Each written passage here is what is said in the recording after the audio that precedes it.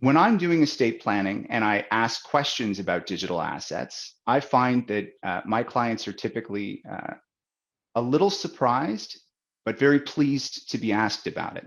Files in cloud storage, emails, cryptocurrency, and even an online business or social media accounts. All very valuable to the average individual, yet often left out of their will. Trust and estate planning lawyer Andrew Higdon says the time to think about that is now.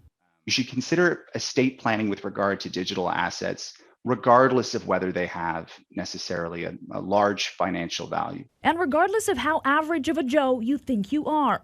The president of the Association for Media Literacy says history has seen many examples of the seemingly ordinary becoming a legacy. When people have studied history and they really want to figure out what happened, they found that tax records were very useful. But it's going to become a bigger issue because we know that everybody has taken up electronic media very happily. It's not a question of whether it's the millennials, it's everybody. I don't know, man, it's really not that serious. Actually, it is.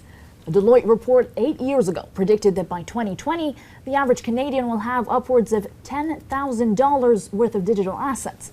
Now, despite that, BMO says 57% of those who believe digital assets are important don't have a plan for them.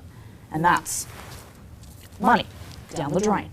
So, decide what's valuable to pass on and be very specific about who gets access to what. But never assume that something like your social media profile is owned by you. To review their terms of service, which includes checking to see if you can share the password, something often prohibited by sites. But Anderson says think long and hard about the potential privacy concerns after you pass on when someone gets access to every single email or message you've ever sent. Noor Ibrahim, Global News.